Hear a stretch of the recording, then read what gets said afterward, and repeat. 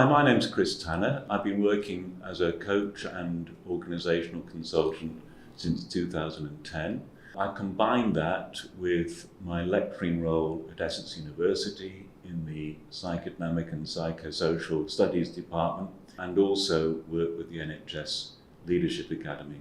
I developed my work in coaching and consultancy after an initial career working in therapeutic communities as a carer, teacher, at one point head teacher and director of services.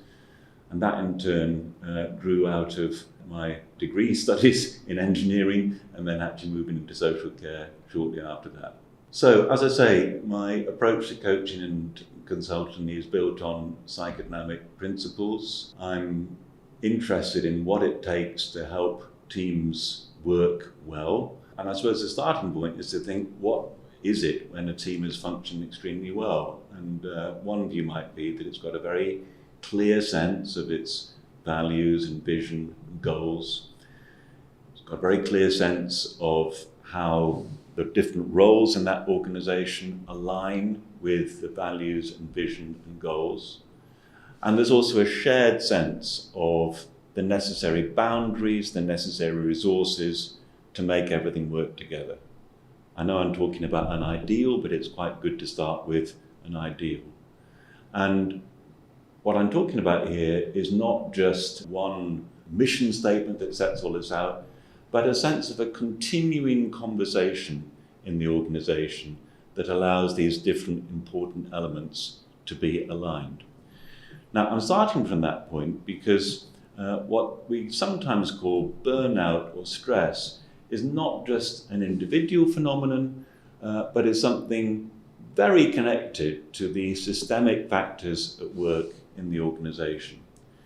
So our approach is really to begin to identify what are the missing conversations in the organization.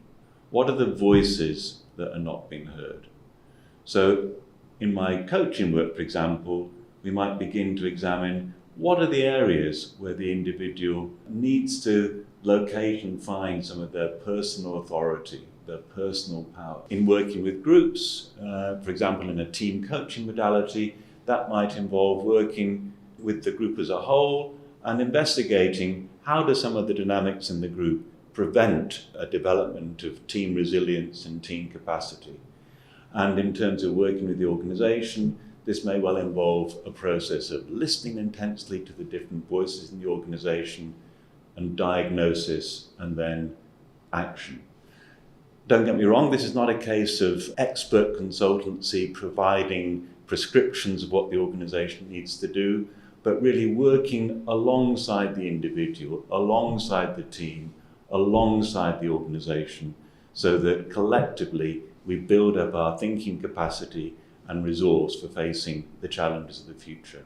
The work with London Trusted Therapy adds another dimension in that what we bring to the show is a wide range of clinical skill, so that can do nothing but augment the offer of coaching and consultancy that we can make.